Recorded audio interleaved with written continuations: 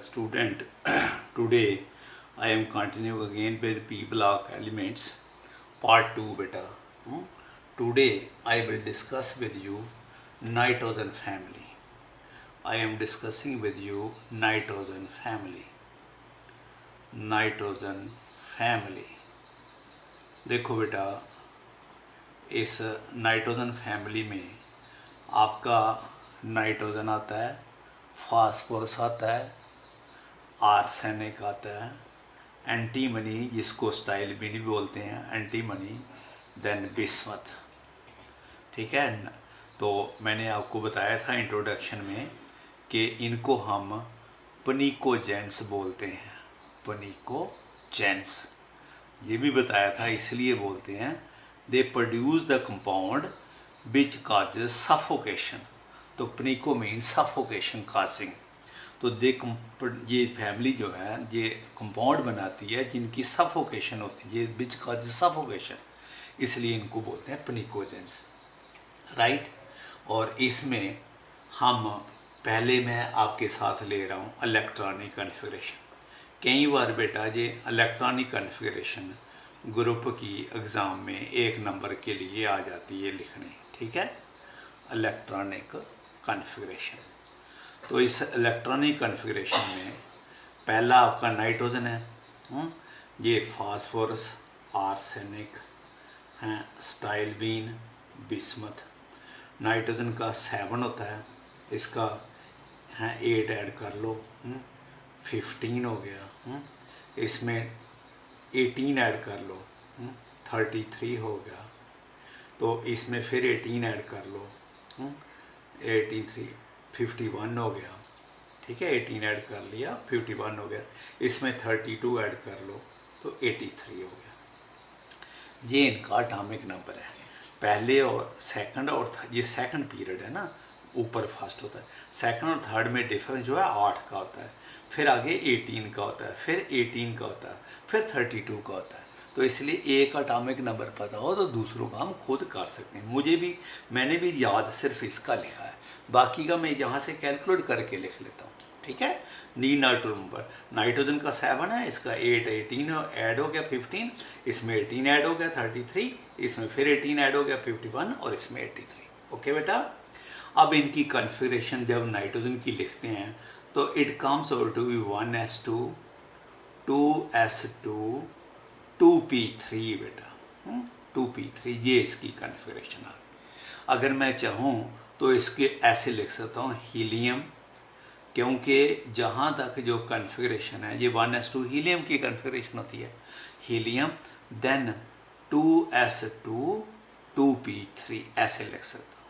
ठीक है, helium 2s2 2p3 हम ऐसे शॉर्ट में लिखते हैं कि 1 नंबर की आती है एग्जाम में। फास्फोरस की लिखोगे तो क्या आएगी बेटे, 1s2 2s2 2p6 3s2 3p3, right. ये इसकी कन्फिगरेशन आ गई। अब जहाँ तक ये नियान बनता है बेटा, नियान का एटॉमिक नंबर 10 होता है ना, तो ये फिर 2 to 4 10 इट बिकम नियान। और नियान की ये कन्फिगरेशन आ गई जहाँ तक, और उसके आगे क्या रह गया, 3s2 3p3। ठीक है बेटा, ये इसकी कन्फिगरेशन आ गई। अगर अब हम इसकी ऐसे सीधा लिखते हैं, हीलियम नियान के बाद क्या आएगा, आर्गन, और ये 2s 3s, और जहाँ क्या आ जाएगा 4s2 4p3, राइट। ठीक है, तो इसमें कितने होते हैं, 18।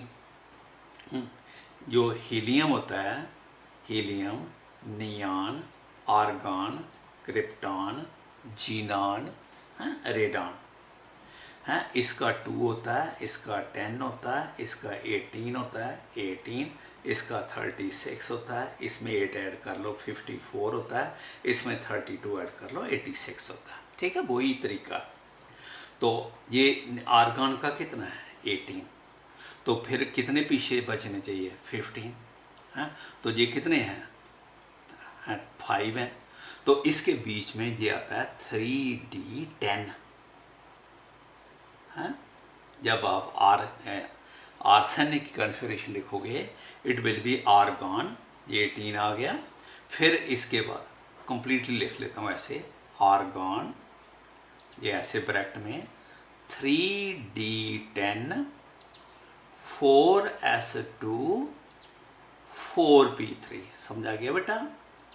क्योंकि टोटल 33 होने हैं ना, ये आपके 18 आ गए, 10 कितने हो गए 28, तो 2 कितने हो गए 30 और 3 ऐड करके कितने हो गए 33। Okay, then antimony bismuth, argon, argon के बाद आ गया आपका क्रिप्टॉन। क्रिप्टॉन 3D के बजाय क्या है 4D, 4D10, then 5s2 5p3। ये बेटा 3D के बजाय 4D आ गया, हो गया ना? इसके 51 है ना, तो क्रिप्टॉन के कितने हैं 36, 36 10 कितने हो गए 46, 46 में 2 ऐड हो गए कितने हो गए 48, 48 में 3 ऐड हो गए कितने हो गए 51, 51।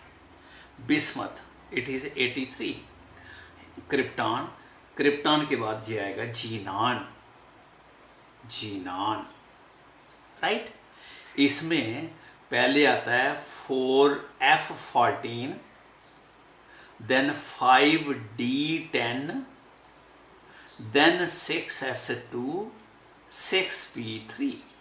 आप चाहें तो पूरी कन्फिगरेशन लिख सकते हो। जीनान के कितने आ गए 54, ये 54 हो गए। ये कितने आ गए 14 + 10 हो गए 24, और ये हो गए 5, तो कितने हो गए 4 4 8 13 6 2 8 83, ये 83 पूरे हो गए। तो इसकी कन्फिगरेशन आएगी जीनान, firstly 4f14, then 5d10, then 6s2, then 6p3। तो this is the configuration, right. ये इलेक्ट्रॉनिक कन्फिगरेशन है किसकी नाइट्रोजन फैमिली की। अगर हम कहें ना कि इसकी वैलेंस शेल कन्फिगरेशन क्या है, valence shell, valence shell configuration अगर लिखना चाहें, ठीक है, अगर हम इसकी वैलेंस शेल कन्फिगरेशन लिखना चाहें तो that comes out to be NS2 NP3, NS2 NP3, ठीक है, NS2 NP3। तो NS2 NP3, N नाइट्रोजन के लिए N कितना हो गया 2, फास्फोरस के लिए N कितना हो जाएगा 3, आर्सेनिक के लिए कितना हो जाएगा 4, और एंटीमनी के लिए कितना हो जाएगा 5, और बिस्मथ के लिए क्या हो जाएगा 6। तो जी जर्नल हो गया NS2 NP3।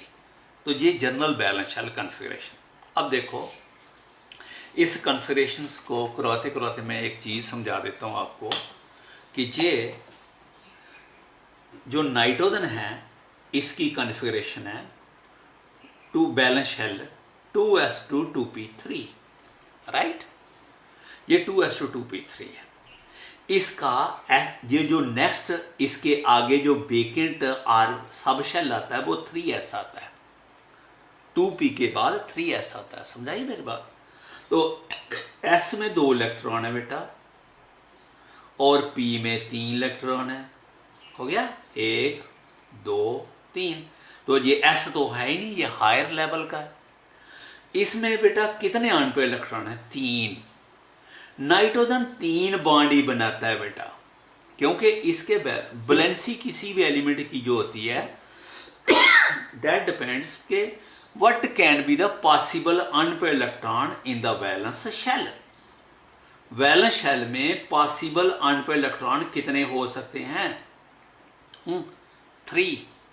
3 पॉसिबल। ये अनपेयर नहीं हो सकता, ये इलेक्ट्रॉन जंप नहीं कर सकता, क्योंकि ये लेवल 2 है और ये लेवल 3 है। तो इसके मैक्सिमम अनपेयर इलेक्ट्रॉन 3 हैं। जितने किसी एलिमेंट के अनपेयर इलेक्ट्रॉन हो उतनी उसकी वैलेंसी होती है। तो नाइट्रोजन 3 बॉन्ड बनाता है बेटे, NH3 देखा होगा आपने, NH3।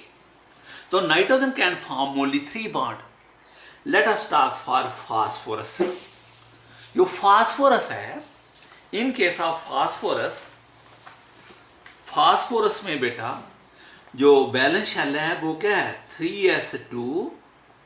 ये मैं आपको इलेक्ट्रॉनिक कन्फिग्रेशन में आता है, ये ऐसे एडिशन में समझा रहा हूँ। है फास्फोरस में आता है 3s2 3p3।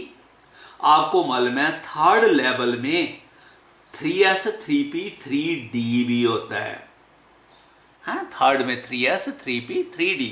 Third energy level में एक s सब शेल होता है, एक p होता है और d भी होता है। ठीक है, s में कितने इलेक्ट्रॉन हैं 2 और p में कितने हैं 3। तो ये 3 में एक एक इलेक्ट्रॉन पड़ा है बेटा, एक इसमें एक इसमें एक इसमें। d में कोई नहीं है। इस वक्त आपके नाइट्रोजन के पास फास्फोरस के पास 3 अनपेयर इलेक्ट्रॉन है। अगर ये 3 इलेक्ट्रॉन यूज करता है तो ये 3 बॉन्ड बना लेता है, दैट इज PCl3। आपने सुना होगा फास्फोरस ट्राइक्लोराइड। लेकिन फास्फोरस की अगर ऑक्साइडेशन हो जाए, अगर इसको एनर्जी मिले, तो ये इलेक्ट्रॉन जहां से जहां जंप लगा के जा सकता है। क्यों पता है? क्योंकि जे भी लेवल 3 है और जे भी लेवल 3 है। Electron with in the same energy level एक सब शेल से निकलकर दूसरे सब शेल में ऑक्साइड हो सकता है। तो जब ऑक्साइडेशन होगी एस में कितने इलेक्ट्रॉन होंगे 1। तो पी में तो आगे 3 है बेटा, ये 3 हो गया आपके। एक जो एस का इलेक्ट्रॉन है वो डी में आ गया बेटा, वो डी में आ गया। तो ये एस का इलेक्ट्रॉन इधर आ गया। You get how many unpaired 5 बेटा, 1 2 3 4 5।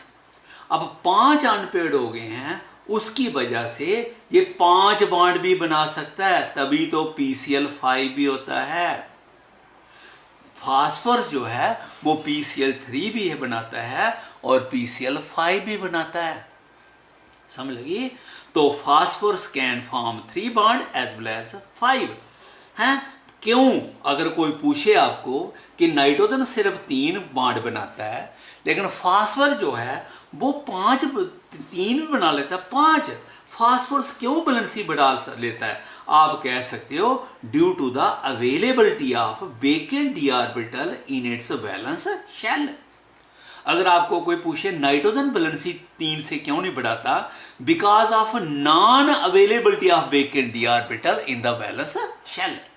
इसके बैलेंस शेल में वेकेंट d ऑर्बिटल नहीं है, इसलिए बेटा ये अपनी वैलेंसी को बढ़ा नहीं सकता। लेकिन फास्फोरस, सिर्फ फास्फोरस नहीं, जितने भी सारे बेटे बाकी भी बेटे बाकी भी हैं, नाइट्रोजन तो नहीं बढ़ा सकता फास्फोरस। नाइट्रोजन आर्सेनिक 3 भी बनाता है 5 बनाता है। नाइट्रोजन फास्फोरस आर्सेनिक एंटीमनी 3 भी बनाता है 5 बनाता है। बिस्मथ 3 भी बनाता है और 5 बनाता है। ये कितने बनाता है 3। ये 3 भी बनाता है और 5 भी बनाता है और 5 को प्रेफर करता है। आर्सेनिक जो है 3 भी बनाता है 5 भी बनाता है और ये 5 को ज्यादा प्रेफर करता है। जो एंटी आपका स्टाइलबीन है ये 3 भी बनाता है 5 भी बनाता है लेकिन प्रेफर 3 को करता है। ठीक है, अगर SbF5 पड़ा है तो वो खुद बहुत SbSc3 में चला जाता है, SbF3 में चला जाता है। बिस्मथ भी जो है 3 भी बनाता है 5 भी बनाता है लेकिन प्रेफर किसको करता है 5 को। ये because of inert pair effect. Inert 11th में बताया था बेटा, इनर्ट पेयर इफेक्ट। देखो क्या मैं बताऊंगा, ये आपको बताया नाइट्रोजन तो 3 बॉन्ड बनाता है, फास्फोरस 3 भी और 5 प्रेफर 5 को करता है, आर्सेनिक 3 भी और 5 प्रेफर 5 को करता है। स्टाइलबीन जो एंटीमनी है 3 भी बनाता है 5 भी बनाता है, प्रेफर 3 को करता है। बिस्मथ जो है 3 भी बनाता है 5 भी बनाता है लेकिन प्रेफर 3 को करता है, because of inert pair effect. देखो क्या इनर्ट पेयर इफेक्ट है। ये आपका स्टाइलबीन है। स्टाइलबीन की अभी मैंने आपको कॉन्फ़िगरेशन बताई थी, है ये हीलियम, नियॉन, आर्गन, क्रिप्टॉन। इसके पहले क्या आया था क्रिप्टॉन, और उसके बाद ये 2s था, इसका 3 4 F14 5D10 2 3 4 5 इसमें अभी बताई थी ना बेटा आपको कॉन्फ़िगरेशन इसकी जर्नल। हाँ, और लिख लेता हूं फिर। देखो नाइट्रोजन की क्या आती थी, हीलियम, है 2s2 2p3, ठीक है। फास्फोरस की क्या आई थी, नियॉन 3s2 3p3। आर्सेनिक की क्या आई थी, आर्गन। और फिर अब जहां पर 3d भी आ जाता है, 3d10 4s2 4p3। और आर्सेनिक एंटीमनी में क्या आता है, helium neon argon krypton 4d10 है 4d10 4f नहीं आता है, 4d10 5s2 5p3, ठीक है। बिस्मथ में आता है 4fa। देखो जो आपका मैं इनर्ट पेयर इफेक्ट समझाने लगूंगा आपको कि इनर्ट पेयर इफेक्ट क्या होता है। इनर्ट पेयर इफेक्ट, ठीक है, ये आपको बता रहे हैं हम किसकी, इसकी स्टाइलबीन की। तो स्टाइलबीन में क्या कॉन्फ़िगरेशन आ रही है, हाँ स्टाइलबीन की, हाँ ये 3d है ना, ये आका 4d10 5s2 5p3। इसके सामने इसके बैलेंस शेल में 5d0 है। अब मैं इसकी कॉन्फ़िगरेशन लेता हूं, 4d10 ही रहने देता हूं। ये 5s2s में 2 इलेक्ट्रॉन है और p में ये 3 है बेटा, और इसका अपना d खाली पड़ा है, ठीक है। ये 3 बॉन्ड बना सकता है और 5 भी बना सकता है, ये इलेक्ट्रॉन अगर यहां से जहां चला जाए बनाता है। SbCl3 भी होता है, SbCl5 भी होता है, दोनों होते हैं बेटा, ठीक है। लेकिन स्टेबल ये है, क्यों, क्योंकि ये जो s इलेक्ट्रॉन है इसने जंप लगा के इधर जाना है, ठीक है। ये जो d इलेक्ट्रॉन है, आपको मालूम है ये d इलेक्ट्रॉन स्क्रीन को, ये न्यूक्लियस होता है, उसके बाद 4d और ये आपका 5s। ये 4d जो इलेक्ट्रॉन होते हैं ये स्क्रीन बहुत ज्यादा है, न्यूक्लियर चार्ज बहुत ज्यादा है, ये स्क्रीन ये इस न्यूक्लियस को शील्ड नहीं करता। शील्ड ये यानी जो स्क्रीनिंग आपको बताया था, शील्डिंग फैक्टर s का, हाँ सबसे ज्यादा होता है, p का उससे कम होता है, d का उससे कम होता है, f का सबसे कम f का, d का। ये स्क्रीन ये जो d ऑर्बिटल इसको शील्ड नहीं करता।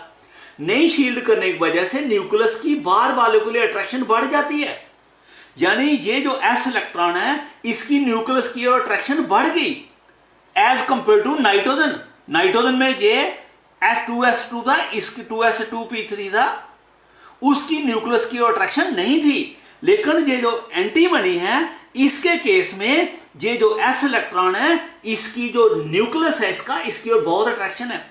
इस अट्रैक्शन होने की वजह से ये जो इलेक्ट्रॉन है ना इसको आप अनपेयर नहीं कर सकते। जब इसको अनपेयर नहीं कर पाओगे तो ये इलेक्ट्रॉन अनपेयर कितने रह देंगे, 3, तो बॉन्ड 3 प्रेफर करेगा। हाँ बहुत ज्यादा एनर्जी दोगे तो ये इलेक्ट्रॉन जाएगा, 5 बनाएगा, लेकिन स्टेबल नहीं होगा। देखो मैं फिर समझा रहा हूं इनर्ट पेयर इफेक्ट। इसके ये s ऑर्बिटल के पहले जो d आ रहा है वो d न्यूक्लियस को अच्छी तरह से स्क्रीन नहीं करता। नहीं स्क्रीन करने की वजह से न्यूक्लियस की इस s के लिए बहुत ज्यादा अट्रैक्शन हो जाती है। जब इसकी अट्रैक्शन हो जाती है तो इस इलेक्ट्रॉन को ऊपर ले जाना मुश्किल हो जाता है, ये इलेक्ट्रॉन एक्साइट नहीं होता। जब ये एक्साइट नहीं होगा तो अनपेयर्ड कितने रहेंगे, 3। तो इसलिए जो एंटीमनी Sb और बिस्मथ में और 3 दिखाएगा, क्योंकि उसके पहले 4f भी आ जाता है, 4f14 5d10 6s2 6p3, उसका 6s के पीछे 2 आगे। ये भी इनकी आने से न्यूक्लियर चार्ज बहुत ज्यादा हो गया, क्योंकि जितने इलेक्ट्रॉन बढ़ते हैं प्रोटॉन भी बढ़ जाते हैं ना, न्यूक्लियर चार्ज बहुत बढ़ गया, लेकिन एफ इलेक्ट्रॉन और इसने स्क्रीन नहीं किया तो ये एस को क्या करेगा, बहुत ज्यादा अट्रैक्ट करेगा, तो एस के इलेक्ट्रॉन को ऑक्साइड करना डिफिकल्ट हो जाएगा। तो इसलिए बिस्मथ भी 3 दिखाता है, ठीक है, बनाता है 3 भी 5 भी बना सकता है, प्रेफर किसको करता है, 3 को। तो इससे बेटे नाइट्रोजन 3 बॉन्ड बनाता है, फास्फोरस 3 भी और 5 भी, प्रेफर 5 को करता है। आर्सेनिक 3 भी बनाता है 5 भी बनाता है, ठीक है, और ये प्रेफर किसको करता है, 5 को, जो आपका या 3 बराबर करता है वैसे आर्सेनिक। फिर जो एंटी बनी है 3 भी बनाता है 5 भी, प्रेफर किसको करता है, 3 को। It prefer to form 3 bond then the 5, बना सकता है क्योंकि इनर्ट पेयर इफेक्ट। और बिस्मथ भी जो है वो ज्यादा 3 बनाता है, 5 बना सकता है, उसकी पॉसिबिलिटी है, इलेक्ट्रॉन ऑक्साइड हो सकता है बहुत एनर्जी लेके, लेकिन इनर्ट इफेक्ट की वजह से ये प्रेफर करते हैं किसको, 3 को। ओके बेटा, ये थोड़ा सा आपको समझाने के लिए बेटा, ओके।